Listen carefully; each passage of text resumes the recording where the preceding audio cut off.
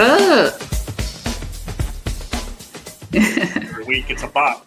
It's a bop. I'm gonna have to write a rap to it or something. Woo, well, it's good to be back. What's up, Dillon Desimber Cruz? Well, I'm glad to see you back. We had a good time with Keith last week, of course, but it's good to have December back. And well, Trump 2.0 is a shit show of spectacularly awful proportions. Listen.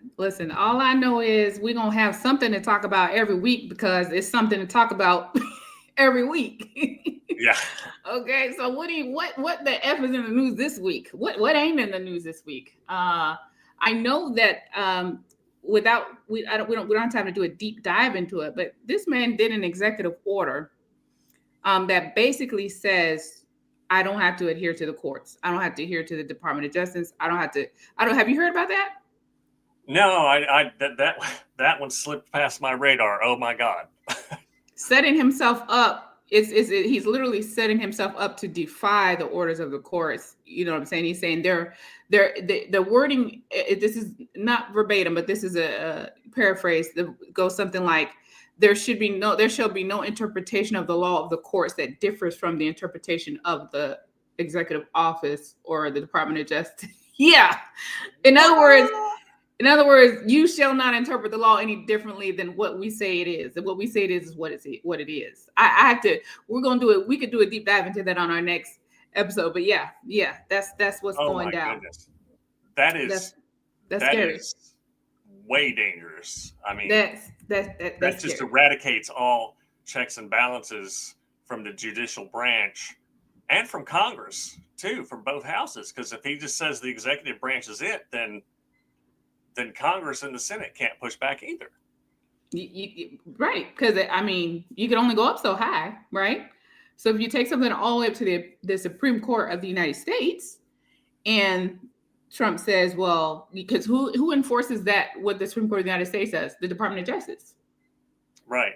So you can only go up so high. So if you go all the way up to the Supreme Court of the United States and they say, well, this is what we say it is, but the Department of Justice is for Donald Trump, and they say, well, we're not enforcing that because we don't interpret the law the way that you did. So who's going to enforce it? Nobody. I mean, unless there's a military coup, which happens in other countries, no one's going to enforce the law. And that's how Russia ended up with Putin. Right. He consolidated power. He got rid of any judges that he didn't like that wouldn't do what he wanted them to do. He consolidated all his police force and all this. He impounded the government's finances, which Trump tried to do. And who's gonna check him? Well, not Pam Bondi. Yes, she's as crooked as the day is long. Definitely not Pam Bondi. What else is going on in the news? What you got? What's going on in the news? Well, today they confirmed Kash Patel as head of the FBI. And this is despite the fact that the man perjured himself during his confirmation hearing, which is a crime. And he was taking money from known Russian propagandists to spread Putin's propaganda. So he is a paid Russian asset, and he perjured himself. And now here we are, and I don't know if you ever look at the guy. I'm not criticizing his physical. I'm talking about the way he looks like he's on some kind of drugs. Like he looks like he's hopped up on something all the time. He does look weird. True or not? But he just looks like he's taken something that's ramping him up.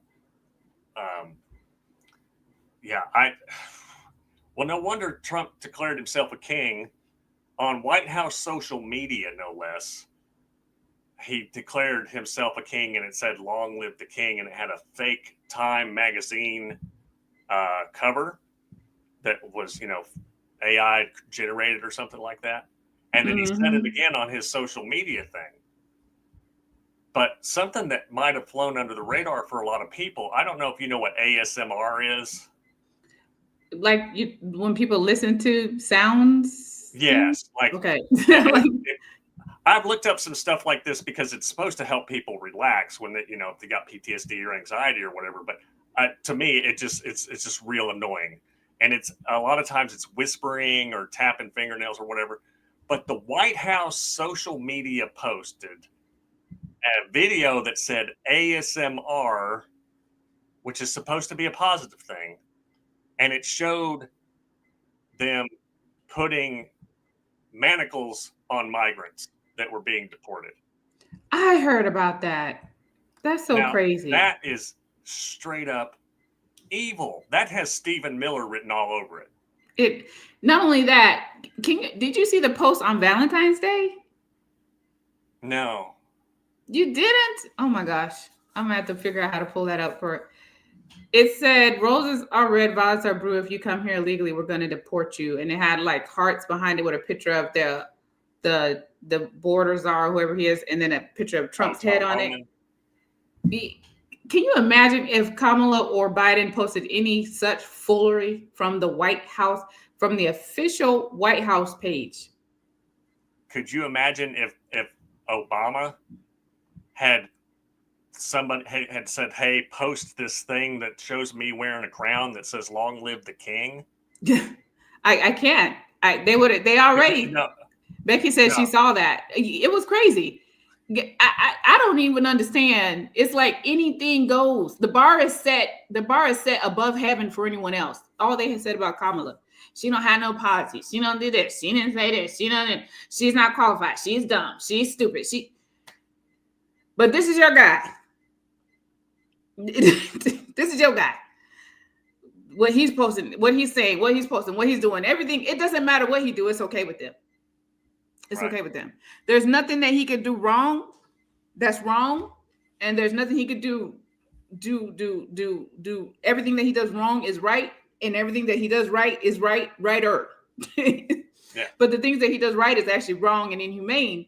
But there's nothing he could do wrong in their eyes. He can't say nothing that's too wrong. He can't act no kind of way that's too wrong. He can't ramble and jingle and ramble and make sound effects and all that other weird stuff. Nothing that he does is too wrong.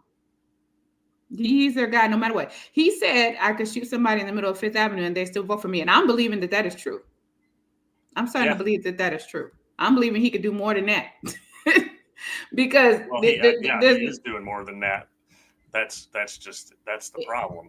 There's literally nothing that he does that they have a problem with that I can see anyway. What do you think about all these jobs that are getting cut? Like, I feel like the unemployment rate is about to jump next month, just straight based on the number of jobs that are being cut in the government alone, which is disproportionately affecting red states, by the way. Mm-hmm. A lot of these government contracted jobs are in red states. Well, I know they're cutting people. The thing that they're doing that's slick on their part is they're firing people who are in their probationary period because they have less recourse to illegal firing than somebody that's been there for a long time. And if you do that, then you can replace them with sycophants for Trump. And that's been the goal all the time, this whole time, and that's what Russell Vogt is all about. And he said in his chapter, if we don't like the law, we have to be creative, and we have to get lawyers that can be creative to interpret the law differently. To your point earlier, that's straight out of Russell Vogt's mouth, practically.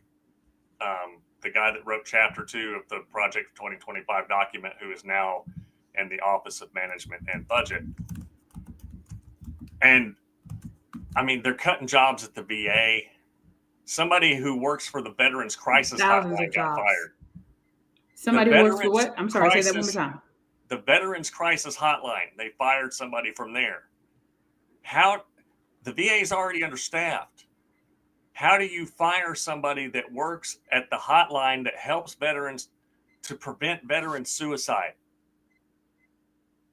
How do you do that and say that we're on the cause of right and good and we like veterans? And this morning I watched a video from the head of the VA who wrote the chapter on the VA in Project 2025, and he was like, the media needs something to write about, so they're telling you that we're coming after your benefits, and I'm telling you that that's not going to happen. That's not what's happening. My dude, it's in Project 2025. You fucking wrote it. You wrote it. You know what's up. Quit fronting. Yeah. They always throw the rock and hide their hands. And then they get up and pontificate in front of these cameras like they didn't do it or say it. Especially the new health czar. And that's another thing. Kennedy. Oh boy. No. He's talking about, do you remember when they tried to peel the skin off of Michelle Obama for trying to make lunch healthier for the kids? And talked about putting more fruits and vegetables in the schools, talked about getting the high fructose corn syrup out of the things. Do you remember these MAGAs? They weren't called MAGAs at the time, but these rednecks, I'm gonna say that, and these folks talking about she's messing with their freedom and you can't tell us how to raise our kids and da da da.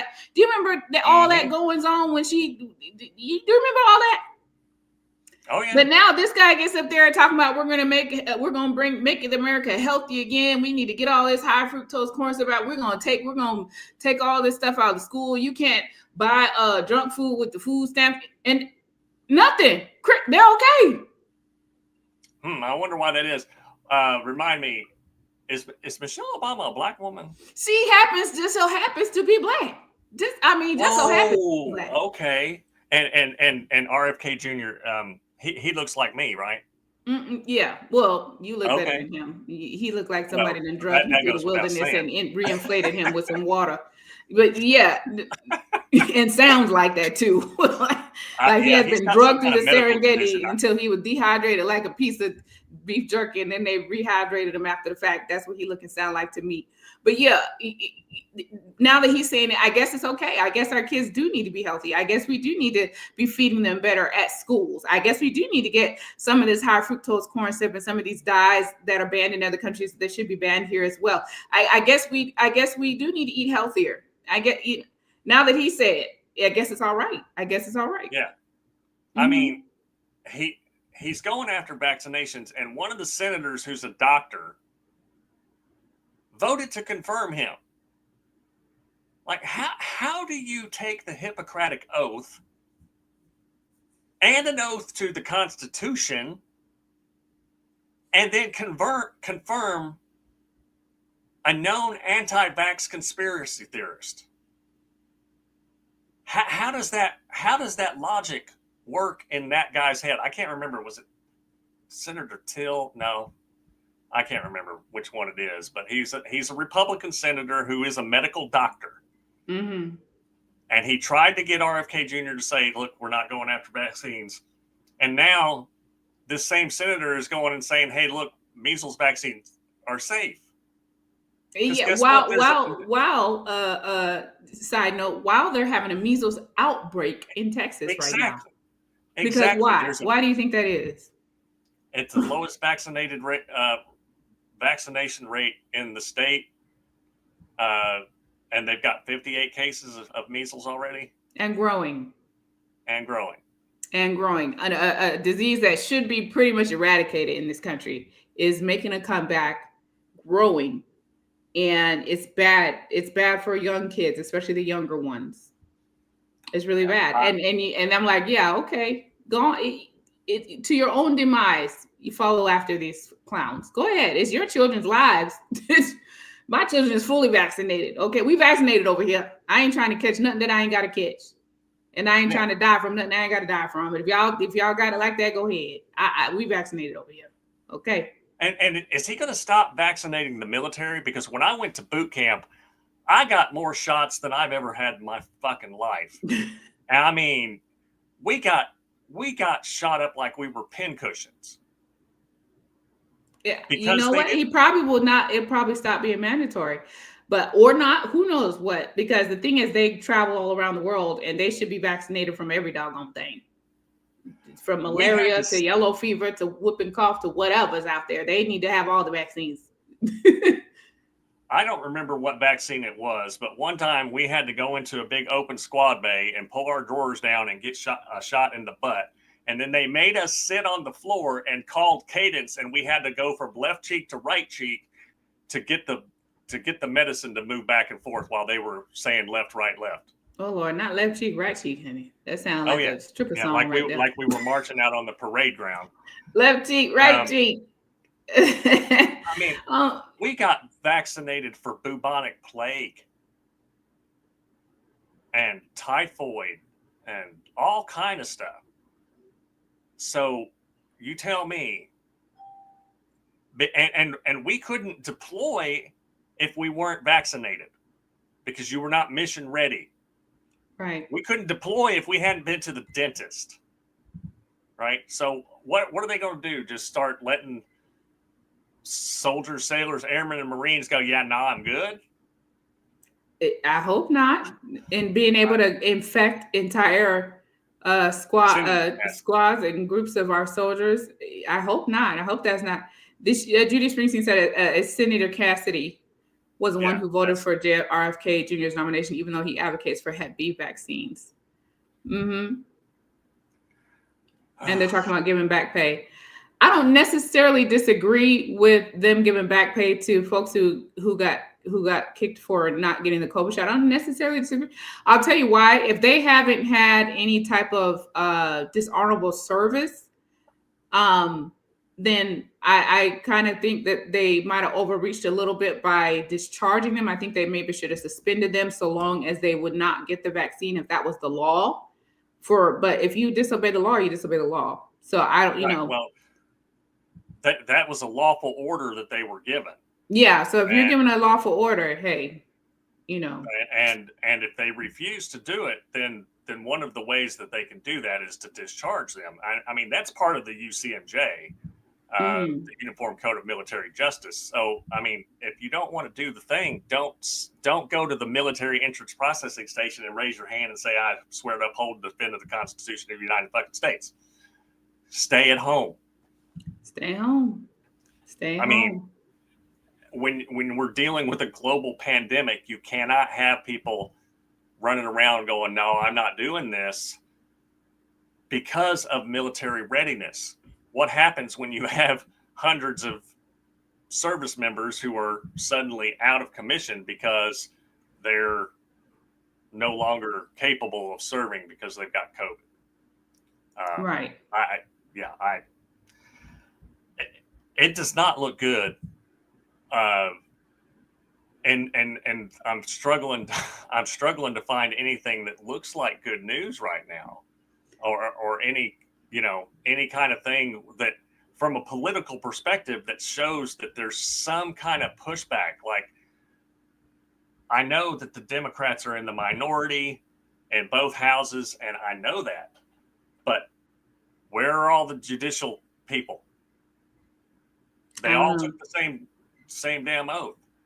Where are Republicans with some semblance of a cervical spine? They're hiding under a rock somewhere, trying to outlive this presidency. Because if they come up against him in any kind of way, they lose their base. They're scared to death. They're scared to death. They're scared to death too, because some of them have been getting death threats. Yeah, Trump has a coalition of crazies in every state behind him, that if you do anything, they take it personal. And apparently canceling you is not enough. They're going to have to try to kill you. So it's crazy. But in other news, one thing old girl said, and we're going to get around to, because I want to hear this craziness that you got queued up for us. Ducey, the reporter Ducey, he asked Libby today, this heifer that walks out there every day with that cross around her neck, faking like she's a Christian, was asked, does President Trump have a bet with the USA-Canada game tonight? I guess that's tonight. Oh, yeah. Did you hear what she said? Yeah. This fool said, we look forward to the United States beating our soon-to-be 51st state. I do not know why they want to keep picking a fight. What is up? What do we have against Canada? I don't know. When did Canada become our enemy? I don't get it. I don't understand it. What's really going on? I think Trump is just trying to say, oh, Russia can do it, and I'm just as big and bad as Putin, so I'm just going to start picking on a neighbor. And I'm going to start making up some shit about how we spend so much money on their defense and all that kind of crap. What are we defending them from? From what? I don't understand. One of the people put a comment on there and said, he goes by a very British dad in America. He said, MAGA foreign policy is when you can't build a wall, try to annex an entire country that's demonstrably better at healthcare, democracy, and not electing reality TV hosts. Right. I'm like, what? We're like the laughing stock of the whole world in less than a month. We're not even a month in. Tomorrow is going to be the 30 days, right? 21st, or is today? Is it today or tomorrow? Today. Yeah, today. Yeah. 30 days. 30 days. And JD Vance started pushing that nonsense too about, well, we can't just continue to keep throwing money their way. We have to take care of our own. So, we're going to have to take them over because so much fentanyl's coming in. And then somebody pointed out that 43 pounds of fentanyl had come from Canada into the United States. Mm-hmm. But 900 and something pounds had gone from the U.S. into Canada. That part. So tell me again, JD Vance, Mr. I'm a Catholic, and Catholics ain't supposed to lie. So what's he doing? He's just advancing this techno-fascist Christian nationalist agenda. And I know from a political standpoint, they have not thought it through unless they're thinking that there's not going to be Congress and, checks and balances and shit. Because if by some inexplicable miracle Trump invaded Canada and became the pariah of the world next to Putin, we're already about to be that. He called the Ukraine's president Zelensky a dictator the other day. He basically said it was his fault that they're in this war. We're already he said they started it. That is straight out of 1984. For people who've never read 1984, it's called Newspeak. And in the novel, the people who read the news and report the news, they're always having to change the story from we were always at war with Oceania to we were always been at war with Eurasia. Mm-hmm. And it just changes, and it says the party tries to get you to disbelieve what your eyes have seen and your ears have heard. Every day. Every damn day. And it's just Orwellian shit on top of Orwellian shit. And I saw Bernie Sanders today saying, we had the big lie, and now every day it's another big lie. Every day. I'm going to talk about that later. But I'm going to get to a big lie that was told a few days ago that's been debunked several times over. But anyhow, look, you got somebody who's on that bullshit that we need to talk about. Yeah. Tonight on the fundamentalists. Who you got for us this week? Well, if you could bring up the graphic real quick so people can see this fella. This is Pastor Mark Hartman. He is a Southern Baptist pastor in Texas in a Houston suburb, Sugar Creek Baptist Church. Sugar Creek Baptist Church is a Southern Baptist church. They believe in the inerrancy of the Bible, which will become important in a minute. And so that should tell you a lot about what we're going to hear here in just a minute. But what I want you to keep in mind is the tone deafness of what this clown has to say in his sermon, which, again, I watched a bunch of it, and this is like 32 minutes into the sermon. My dude, you don't need to be up there that long. People want to eat their lunch. So keep it to 15 to 20 minutes, man.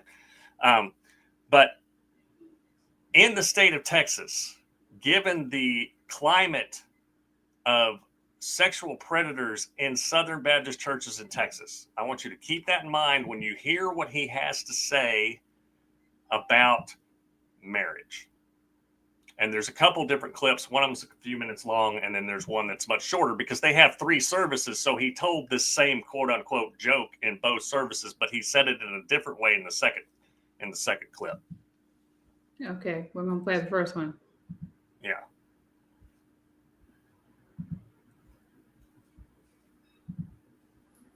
Did you know what? Kathy chose me. There are other guys. They were other guys. So why in the world did he choose you? Did she choose you? Why did she do it? Well, obviously, I was the most handsome of all the other guys. I mean, it's got to be obvious. And the most humble, by the way. Something you have to tell me, oh, she got the wrong end of this stick. You so married above you. I already know that. She is so smart. She is so capable. She loves Jesus. This girl learned how to learn, and now there ain't no limitations to her. When you learn how to learn, whatever life throws you, no problem. We'll overcome it too. And that's what I've seen in this woman. I love her more than I love anyone else in the whole world. And that will never change. And let me tell you, so how in the world did you get her? And here's my only answer. I convinced her to marry me when she was so young she didn't know any better. And see, guys, this is how you do it. I'm just giving you some advice here. This is how you do it. God chose you. When did he choose you? Ephesians 1:4. He chose us in Christ before. Okay, That now was one creepy. if you got the second clip, where he tells that same story a little bit different, and it's way more cringe. So if you could play that for me. Okay, let me know if it's showing. Yeah. That's how you do it. You go so young, they don't know any better than to go with you. That's it. Okay. So right before he started talking about, in very cringe terms, using very purity cultured language, he was talking about how the Bible talks about both free will and election. And because they're both in there, it doesn't matter if it logically makes sense. That's what he believes. Two completely different things are true simultaneously. My guy, the Bible simultaneously says that the earth is a flat disc with a dome-shaped lid, and in other places it intimates that it's round. So which is it? And that's the fundamentalism that says they can't take the Bible seriously because they take it literally. But the thing about the video where he says, get them as young as you can. In isolation, it sounds worse. But in context, it's still bad. You cannot put lipstick on this pig. Because what he's saying is, and what he's proposing is, this purity culture idea that you have to get married real young and then devote yourself to this person for the rest of your life, because Southern Baptists don't believe in divorce. They're asking kids to make a decision that will affect them for the rest of their lives. And at the same time, as I mentioned, there is a huge scandal. The Houston Chronicle did a big expose on Southern Baptist predators in congregations and how they were not held accountable. So this is what somebody, Krista Brown, who is an activist for reform in Southern Baptist churches, said after she saw the sermon. She said, it serves as a rape culture message that effectively serves to groom the congregation. Preached from the pulpit, it twists faith into a weapon for misogyny, domination, and abuse. She described how the sermon's message was consistent with Southern Baptist purity culture, which is the teaching that it's better to marry young than to be impure and fall into sin. And that's exactly what I'm talking about. When I was 19 years old, I thought it was my duty to get married at 19 years old. And my pastor, Southern Baptist, told me that my fiance and I could kiss a little bit and hold hands. And that was it. Now, I'm 50. I'll be 53 in a couple of weeks. But I remember being 19. And I can remember what it was like having all those hormones rage through me, because that's biology, and being hornier than a Texas horned toad all the time. And so what did I do? I got married to a woman that I should have never gotten married to. And it was toxic as hell for 13 years. because neither of us knew what the heck we were doing, and we had both grown up in homes that were less than ideal. So that's the kind of crap this guy's pushing on his parishioners. But it sounds real bad. But I want to acknowledge this comment from Becky Payne. He started off good though, because he's like, I love my wife. She's the most wonderful. She has learned how to learn, and I love that about her. And he's going on and on and on, right? She said he started off good by saying she was educated, but it took a turn for the worse. So I'm guessing the only education she got was what he allowed her to have. You already know. Probably so. Her whole life is shaped by him and his ideology. You heard him say you got to get them young before they know anything, before they know any better. Right. Guys, I'm telling you, this is how you do it. You get them when they're so young, they don't know any better. And you can't make that sound good. And he tried to make it as, oh, it's a joke, and I was being self-deprecating, and I married up, and I get all, and all that stuff. And I went he meant that, and that's what he did too. Yeah. And that's what many of them do. The church's website put out a whole big thing about this sermon, because they got such backlash because of that second clip. And the second clip does make it sound worse than it was. But does it make it sound worse than it was though? Because it just cuts it down to what he specifically said. Right. It doesn't deal with all the fluff that he said before. In the big context, it's bad because it's purity culture nonsense that teaches people that your normal biological processes are going to get you to fall into sin. And instead of teaching things like safe sex, and all that stuff, they preach abstinence only and get married and then start having babies for Jesus. Having babies for Jesus, Lord. Becky said, and it's even worse than most of the men are in their 30s and the girls are in their teens. That's exactly right, because I was in the same position as Dillon. I got married at 19. My husband was 32, was a pastor, and tried to do exactly what that man said. Tried to mold me into a little maid sex slave that just was trapped into whatever he wanted to do, whatever abusive thing that he wanted to do financially or what otherwise. And I was actually the breadwinner at 19. I was the breadwinner. He was preaching and gambling all the money away. And I was the breadwinner. 19 years old. But they will tell you to pray and stay. Oh, yeah. Yeah. Stay and pray. And God hates divorce. You know what he also hates? He hates wickedness, evilness. He hates his daughters being abused, mistreated. He hates their bodies being abused. He hates their minds and their spirits and their souls being abused. He hates verbal abuse, spiritual abuse, emotional abuse, financial abuse, physical abuse, sexual abuse. I believe he hates all that stuff too. That's right. That's right. And I don't think he has any of that planned for his children, men or women, girls or boys. Yeah, and Hartman tried to downplay it and all that stuff, but the activist, let me see what she said. She said she compared it to others who have made similar jokes, and a joke meant to relate to the congregation and all that kind of thing. But that's how they do it. They deflect. First step is what you see here. They say it's just a joke. The second is to attack the people who criticize it for being too sensitive, and then rally around the pastor.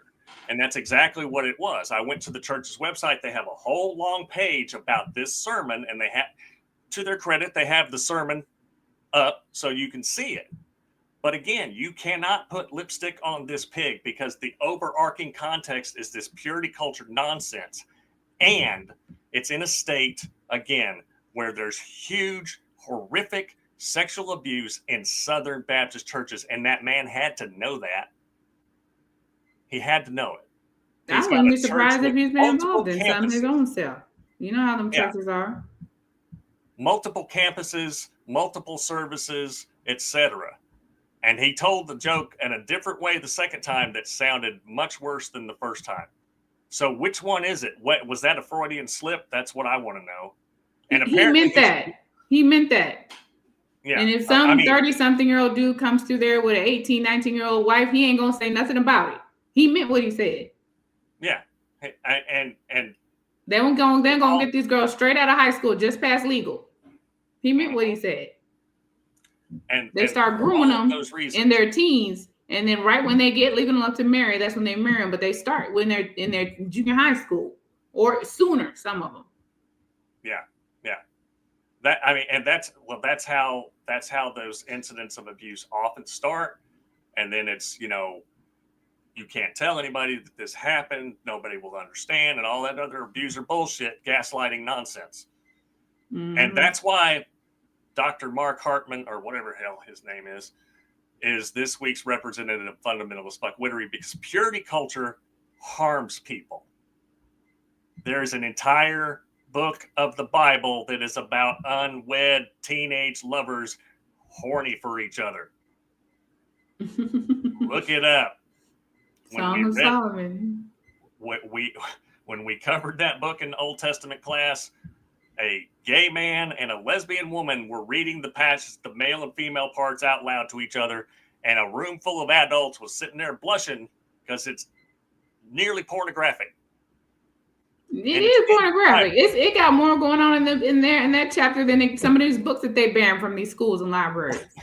Exactly. So purity culture is nonsense, and that's why he's this week's representative of fundamentalist buckwittery. And if you're in a Southern Baptist church, I pray that you'll find another congregation to go to, because I wouldn't go to an SBC church for any solid theology for any reason ever again in my life. Mm-mm-mm. Well, it's that time for this motherfucker. It's been a little while, but there's so many motherfuckers to choose from.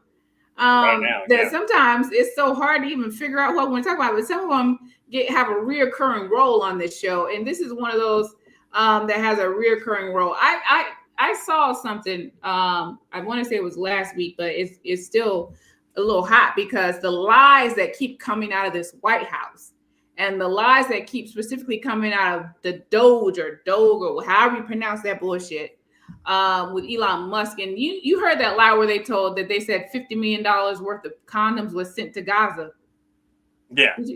Yeah. And then the way that they try to gloss over the blatant lies that they tell. And I want to show you, because this is what we're going to be dealing with for 4 years. We got, when I say it, I'm exhausted just saying it. We got 4 years of this bullshit coming. And I want you to see how they gloss over it, even when they're flat out called out on it, flat-footed. How they deal with this. I want y'all to listen to this. Listen to this right here. Mr. Musk, you said on X that an example of the fraud that you have cited was $50 million of condoms was sent to Gaza. But after fact check this, apparently Gaza in Mozambique, and the program was to protect them against HIV. So can you correct the statements? It wasn't sent to Hamas, actually. It was sent to Mozambique, which makes sense why condoms was sent there. Yeah. And how can we make sure that all the statements that you said were correct, so we can trust what you say? Well, first of all, some of the things that I say will be incorrect and should be corrected. So nobody's going to bat 1,000. I mean, we will make mistakes, but we'll act quickly to correct any mistakes. Let me pause this for a second. First of all, he ain't corrected a damn thing. No, they're still pushing that lie. They're still pushing that lie. The only reason he's even saying anything about it in this one instance, because he's in a live press conference and has been asked a question to his face about it. He has not came out and said. Say again? I bet that reporter's never invited back. She will never be back. Because how dare her ask a question like that? But the fact that he's talking about those things will be corrected. No, sir, you haven't corrected anything. He never came out and said what I said wasn't true. He never did. He's only answering her. This is just his response to her question in the moment. He never came out and corrected that bullshit about the Biden administration sent $50 million in condoms to Hamas. Like, on what planet does that even make sense? But these MAGA folks eat up everything they say. It don't matter if it's true. It don't matter how outlandish it sounds. And then the flat lie that he told, they will ignore that. They will accept this raggedy ass, whatever this is, correction, non-correction, and keep it moving like it never happened. And this is going to happen for 4 years straight. Let's see what else he has to say. So I'm not sure we should be sending $50 million worth of condoms to anywhere, frankly. I'm not sure that's something Americans would be really excited about. And that is really an enormous number of condoms, if you think about it. But if it went to Mozambique instead of Gaza, I'm like, okay, that's not as bad, but still, why are we doing that? So I want to play that because that's just one indication. Becky says the whole thing was cringeworthy. It was. That seems like a small thing, but that's not a small thing. What just happened right there. Right. And that's going to keep happening. They're going to keep putting out shit just out the side of their mouth and not having to be made to answer for it. And if they do it, they're going to act like it was nothing. Oh, no one bats 1,000. No one stands flat-footed and tells a bold-faced lie to the whole world either from behind the Oval Office. Another lie that they told was there's millions of dollars getting paid out in Social Security benefits to people that are 150 years old. Turns out no such thing is happening. It's the coding language in the system that when there's a glitch with the person's birth date, or they're so old that records weren't being kept properly back in that time, which is the case with a lot of Black folks coming through slavery. They didn't keep records of our births, and a lot of us were birthed through midwives at home because we couldn't have access to the hospitals, et cetera, et cetera. And then just records were just not as well kept back in the day, period, whether you're white, Black, brown, or indifferent. And so for a lot of folks, depending on what's going on, or even immigrants who came over with different birth certificates in the system we have, there's a code that would default to, I guess, 1850 or something. And so it would look like someone was 150 years old. But those who know the code, know the system, know how it works, know that that's just a code for don't have a correct birth date, or it's missing or something. So these band of teenage, whatever they are, these freshmen incels that are running all around the government looking into everything, come up with, oh, we got all this money going to 150-year-olds. They put that out. They actually put that out there. Yeah. They never came back and corrected that shit. People who investigated, who figured out this is not happening, this is that, people who used to work for that part of the government, like, put it out. This is actually a coding situation. It's the code of the software or whatever that's used. They never came out and corrected that. They just let that go. They just put that shit out there. Another thing that happened is they said there was $8 billion that was spent on this or that, some other program somewhere, and it turned out it was $8 million that was allotted, that was set aside, and that even out of that $8 million, only $2 million or some $5 million, even that $8 million had not been spent on that thing. It was just allotted toward it, but hadn't been spent. The lie is still out there, though. Then they went and go ahead. Well, just the difference between 8 million and 8 billion is astronomical. Yes. It's like somebody saying, hey man, can you loan me 80 cents? I need to go buy myself whatever you can buy for 80 cents these days. And then them saying, yeah, I loaned him $800,000 and he didn't pay me back. What? No, that's not how this works. 8 million and 8 billion are way, way different. Not only that, because they've been publishing, I guess, the quote fraud that they've been finding on some kind of website that Doge has got up, and they tried to fix the language to where they tried to correct that it was not 8 billion, but it was 8 million, but they put the 8 billion somewhere else and what they tried to do was cover it up and make it look like they didn't make that mistake because they think people are dumb. And I'll give it to them. MAGA people are dumb as fuck because they believe everything these people say, and every quote mistake that they make, which is not, they don't make it mistakes. They're just flat out lying, flat footed, bold faced, not blinking, lying. They let it go. And we got 4 more years of this bullshit of them just putting stuff out there and leaving it for someone to correct, or it never gets corrected at all. And when it does, it's, well, no one's batting 1,000. Okay. Ain't no one just making up shit either from the Oval Office. Nobody elected your dumbass. Nobody elected Elon Musk to do a damn thing, nor his little band of teenage incels or freshman incels that he's got running around. And Jasmine Crockett had something to say that, and I love everything that woman has to say, but she had something cheeky to say that I agree with. She came out earlier this week, or was it late last week, and said, you know what, I apologize to MAGA because I had said that the immigrants weren't coming to take your jobs. And she said, I was wrong. Let me correct myself. There is an immigrant that's taking all y'all jobs. Elon Musk is taking your jobs. And there's so many videos out here of people crying in their soup, as they call it, having lost their jobs.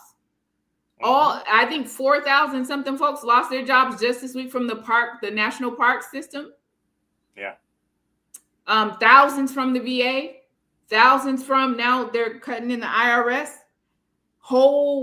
They're trying to shut down whole entire institutions that protect the American people, the CFPB, the Commercial Financial Protection Bureau. Yep. It's interesting to me that all the institutions that have been set up to help the people are the ones that he's shutting down and cutting back. Oh, yeah. If they're looking for fraud, we can't have that. If you're looking for auditing some rich people, no, we can't have that. No, we can't have that. Thank you, Tony Fitzsimmons, for listening. Thank you so much for listening. And it's wild. Any organization, institution, group, department that's been set up to actually help the people, to protect the people, to guard the people from waste, fraud, and abuse, as they call it, that they're dismantling those departments. The inspector generals, they're firing those folks. Those folks are there specifically to root out corruption in the government. Why would you come in and fire all the inspector generals? Why would you do that?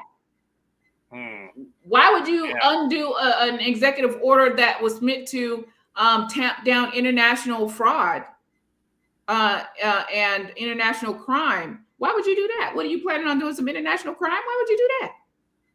They did. I don't know if it was an executive. I think it was an executive order. They've now said that it's okay for foreign agents to bribe Americans. Yeah. So somebody from the KGB can just come over here and hand Kash Patel a bunch of money to sprout some nonsense. Oh, that already happened, but now it's legal. Right. And did you see this mess in the news? And we got to get on to the good news about the mayor of New York. What's his name? Oh, Eric Adams. Yeah. Basically, quid pro quo. He's like, well, I'll let you guys come in and basically raid if you guys drop these charges against me.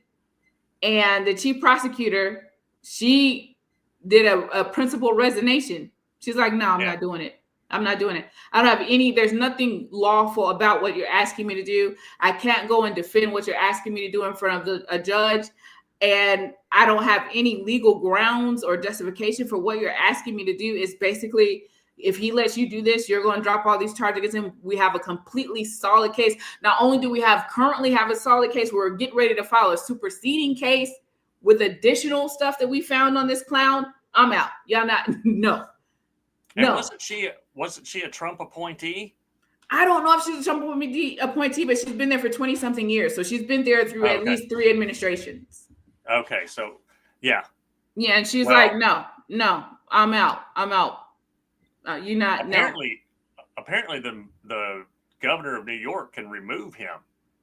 I saw that today. But she said she wasn't going to, I guess. Oh, wow. I think maybe it's because of the people or whatever. If maybe she's on principle not doing it because the people voted him in, and maybe the people should vote him out. Who knows? Who knows what it is? I got one more short video that I want to deal with real quick, and then we're gonna move on. But I was thinking about not showing it, but I think I want to show this because, we talk about faith, sanity, and politics, and this here goes to the heart of. There's so many churches that have basically turned Trump into their golden calf, and they're showing their true colors. They say that they're for Christ, but they're not, and they're showing it. And I wasn't going to show this, but I think I should because I want you to see. I just want you to see this because it did something to it it vexed my spirit. Has something ever vexed your spirit? It vexed my spirit. I These want days, all day. every day, all day now these days, right? Anyway, look at this.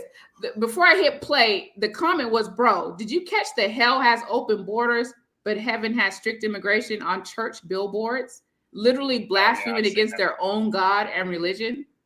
Listen, look at this. What? No. Oh, I don't want to look. I don't want to look. I'm going to look. Oh, don't just throw it in rice. Throw it back. I'm sorry. These signs are cheap and tacky. I've got a better one. Give me your tired, your poor, your huddled masses. And that plaque's going to last a lot longer than all those billboards you look like you got from Wish. And I just want to ask all the Christians, it's been a while since I've gone to church. It's been a few decades since I've been in Catholic school. Y'all are just not doing the whole love thy neighbor thing anymore. Like, that's just gone. That's just a jump shot. For all your scripture, you really fell for that false idol hard. A literal golden calf. Did you see that? Did you see that? I've seen those posts on social media that heaven has closed borders and hell has open ones, and that is such a wildly terrible anti-biblical stance on immigration, because treating migrants and immigrants and strangers is one of the things that the Bible is actually crystal clear on. But Tony had a question about why did Trump got the FAA. I have seen things saying that SpaceX or Musk and some of his companies are going to try to take over air traffic control and that kind of thing. But I have not corroborated that. But I have seen other people saying things about that. So that probably has something to do with it. It's just, we don't know, but it's I a know pay one to play thing. money grab, you can never tell. Like 9 planes have fallen out of the damn sky or hit other planes or whatever. And I like I said, I'm over 50 years old. I do not remember anything like this in a 30-day period in my life. I don't. It's like every other day. Every other day, there's some type of accident, a plane crash of some sort, whether it results in death or not. And thank God most of them don't. But yeah, something is definitely happening. Something is happening. I don't know what, but something is going down. As I've never seen so many plane crashes in, I don't think in my lifetime, to be honest. Definitely not inside of 1 month. I did see some pilots and people that work in aviation, because of a doctor asked if it was safe to fly right now. And they said, and what the pilots and the wives of pilots and stuff said was, when the pilots know that it's not safe, they will strike.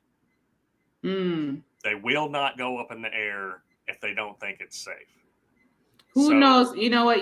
That might be a 10% in the teapot. Who knows if we're not looking at the lead up to a pilot strike here pretty soon, with all the layoffs in the FAA and all the cuts that they're doing. I'm pretty sure eventually that's going to reach the pilots financially. Yeah, and Trump apparently told Musk to hurry up and get Air Force One finished. Apparently he's building a new Air Force One or some shit with Boeing. I don't know, because then they just also cut off Boeing's contracts for their some planes that they're making that we sell all over the world. But I guess they're getting rid of that. Major manufacturing errors and whatnot. But I guarantee you, I would not get on an airplane that was designed, built, and manufactured by any of Musk's companies. No. I don't know. But Lord, don't we have some good news? Well, we do have a few little nuggets of good news this week. One of which is that American Indian movement activist Leonard Peltier was finally released. His sentence was commuted by Joe Biden. He's under house arrest. He's 80 years old now. He was convicted of killing 2 FBI agents. But from the things that I've read, there were multiple irregularities, and the FBI withheld pages and pages of evidence. He has long been considered a political prisoner by most Native American groups and their allies. So that's good news. he is out. I have written letters in the past, to Congress and to the president to free this man, and he's finally back in North Dakota and out of prison. So that is good news. Another small piece of good news. I've got a couple more actually. I got one. United Church of Christ is the denomination of the seminary that I was trained in, and they sent out this email recently. It says, "Our faith teaches us that transgender, non-binary, and intersex people are beloved children of God." That is a clear statement. You cannot be any clearer than that. And then they go, there's a call to action to get people to write their Congress people and get them to stop harassing and belittling and targeting those folks in the trans community, in the intersex community, non-binary folks. Mm-hmm. And then this little thing comes from Lancaster County. There's a town about 12 miles from here called Ephrata, Pennsylvania. Mm-hmm. It is known as the home. When I first moved up here, anyway, it was known as the home of the Pennsylvania Klan. So this is an interesting thing that happened at a hospital in Ephrata. It said a healthcare professional was wearing some kind of pride pin, right? And so I'm just going to read this verbatim. "Yesterday, I had a patient ask me, 'What's that pin that you wear?' I was taken aback. It's a pin I wear with pride, but I've never been asked by a patient what it means. Not knowing what this elderly man's response to my answer would be, I looked down at the pin and took a deep breath, braced myself, and said, 'It's an ally pin. It shows I support the LGBTQ community and signals to them that I'm a safe person.'" He thought for a moment and said, "That's really kind of you." I wasn't quite sure how to take that, so I responded softly, "Even if we don't understand, because we aren't exposed to certain things, it's important for us to support those who are different from ourselves." He said softly, "That's what Jesus would say."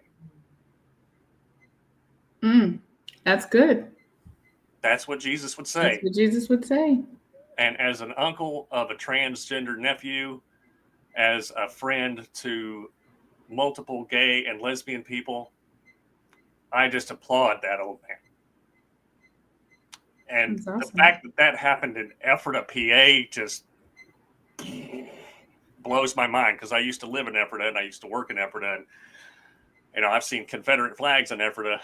I've seen all kind of foolishness in Ephrata, including skinheads. There was a skinhead every morning when I went to stop to get my cold drink and a snack on my way to the farm that I worked on, and he had hate in big Gothic-looking letters tattooed on the back of his head, and he'd be in there every damn morning when I was in there.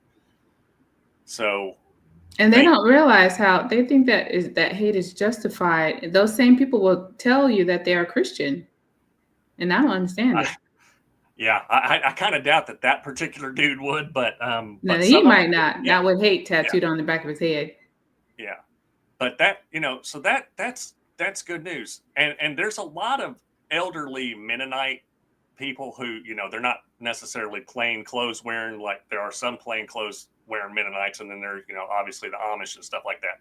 Mm-hmm. But there are a lot of really conservative Christians, and that gentleman, he just got it. He got it right there on the first go. That's right. All she had to do was say, "This is what it is, and it shows that I'm a safe person." And he said, "That's what Jesus would say." And damn it if he didn't hit that pitch 500 feet. And it's so easy. It's so easy. Hate is hard. Hate is hard. So hard. I lived in that place because that's what the Baptist church taught me. Mm-hmm. And it's a burden that I'm glad I got to put down. They tell you who to hate. They don't show you who to love, but the Bible does. Right. The Bible tells you who to love and shows you. One little piece of good news I have, and then you have the word on the street for us, I believe, is a Black church, the Metropolitan African Methodist Episcopal Church in Washington, was awarded as part of a penalty against the Proud Boys. Oh, yeah. The trademark and just in time for Black History Month, Yeah. they were awarded the trademark of the Proud Boys that they can use however they see fit, and they could sue the Proud Boys for using it. And this happened after members of the Proud Boys destroyed their property, some things on their property that related to the Black Lives Matter sign that they had up. And I guess they did not show up for court, or they didn't do what the court asked them to do. And the court stripped them of that that brand and that trademark, and gave it to that church. And that church has begun rebranding that. This is good news. I want to show you this. Here's some t-shirts that they're now selling that says "Stay Black, Stay Proud," and one that says "Stay Proud" and "Black Lives Matter" now with the Proud Boys symbol. And they can legally do that because they own these t-shirts. And if I was not living in South Carolina, I might buy one of these just as a souvenir, but I wouldn't dare wear it, I think, because I don't want no target on my back. I wouldn't want nobody to be trying to pull up on me with my kids and do some craziness. But I think I'm going to buy both of these shirts. One, just to send that money on to the Metropolitan African Methodist Episcopal Church, and to have as a souvenir. So I could have a story to tell about how this happened, where this came from. Stay proud, stay Black, and stay proud. Black Lives Matter, now associated with the Proud Boys symbol. And I just think, in my mind, that seems to me to be good news. That is good news. Anytime a fascist group gets taken down a peg, is good news in my book. So, word on the street, what you got for us today? We're gonna go to the book of Psalms, to Psalm 10 for the word on the street, and then we're gonna jump back a little bit and go to Isaiah 10. So just give me a minute. So Psalm 10, the psalmist wrote, "Why, O Lord, do you stand off? Why do you hide yourselves in time of trouble? In arrogance the wicked persecute the poor. Let them be caught in the schemes that they have devised." Can I get an amen? Amen. For the wicked boast the desires of their heart. For those greedy for gain curse and renounce the Lord. In the pride of their countenance the wicked say, God will not seek it out. All their thoughts are, there is no God. Their ways prosper at all times. Your judgments are on high, out of their sight. As for their foes, they scoff at them. They think in their heart, we shall not be moved. Throughout all generations, we shall not meet adversity. Their mouths are filled with cursing and deceit and oppression. Under their tongues are mischief and iniquity. They sit in ambush in the villages. In hiding places, they murder the innocent. Their eyes stealthily watch for the helpless. They lurk in secret like a lion in its den. They lurk that they may not seize the poor. They seize the poor and drag them off in their net. They stoop, they crouch, and the helpless fall by their might. They think in their heart, God has forgotten. He has hidden his face. He will never see it. Rise up, O Lord, O God, lift up your hand. Do not forget the oppressed. Do not forget the oppressed. And then in Isaiah 10, this is first Isaiah. A lot of people don't know that Isaiah is actually three different people wrote. So biblical scholars call it first Isaiah, second Isaiah, and third Isaiah sometimes. But this is Isaiah chapter 10, verses 1 through 4. Woe to those who make iniquitous decrees, who write oppressive statutes, to turn aside the needy from justice, and to rob the poor of my people of their right, to make widows their spoil, and to plunder orphans. What will you do on the day of punishment, in the calamity that will come from far away? To whom will you flee for help, and where will you leave your wealth, so as not to crouch among the prisoners or fall among the slain? For all this is his anger has not turned away. His hand is stretched out still. May it be so. Well, those are some fitting prayers. Yeah. Those are some fitting prayers.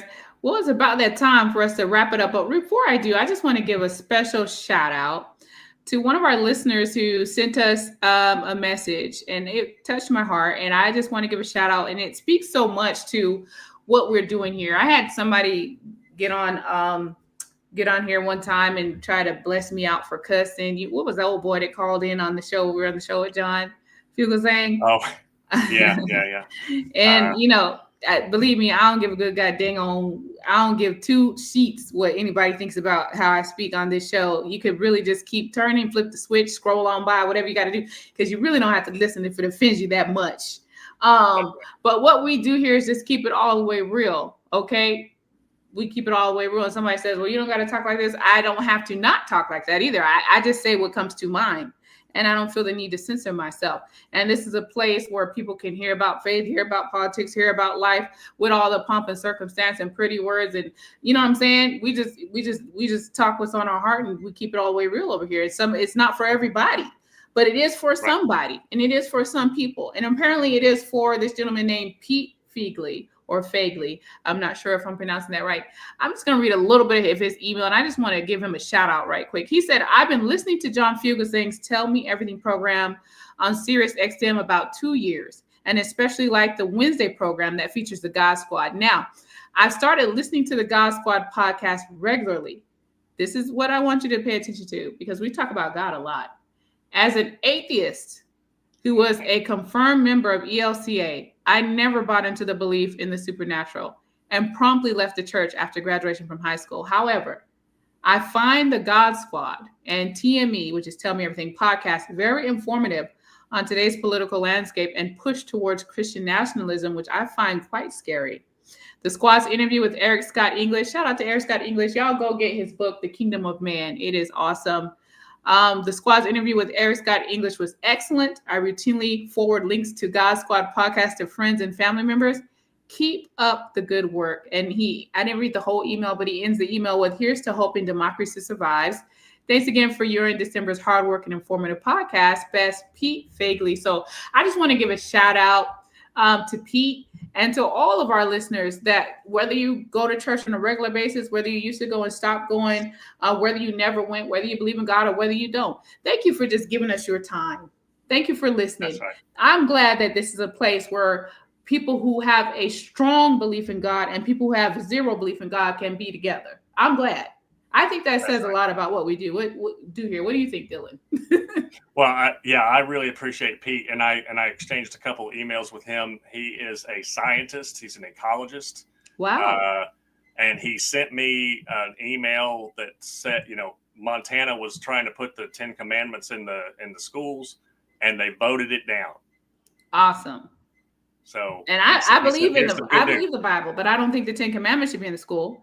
If you're not, unless you're going to put the laws of every religion in the school, then that's just indoctrination. Right. Yeah. That's right. Then you teach your children that at home, and they talk about indoctrination and critical race theory and same-sex this and gay this and all. But I guess it's not indoctrination if they do it. Only if it's something they don't agree with, then it's indoctrination, right? Yeah. Every accusation is confession with those folks. Right. Dillon Dear says, thank you. Love this. And thank you to all of you who tuned in. Thank you, Tony Fitzsimmons, for joining us on tonight. We got Judy and Becky and so many others. My cousin Inez was on here earlier, and Christian Barak. Thank you. We love and appreciate all our listeners. I'm glad this is a place where you feel like you could come and get a little bit of faith, sanity, and politics. That's what we do here, and try to give you a little bit of hope too on the way out the door. So anyway, on that note, it's a wrap. We'll be right back here next week, same bat time, same bat channel, and catch us on Wednesdays on Tell Me Everything with John Fugelsang at 10 o'clock p.m. Eastern Standard Time on Progress Radio Channel, Sirius 127. But that's it for us for tonight. I believe that's all, folks. That's it. Thank y'all for listening. This time next week, we'll be right back over here.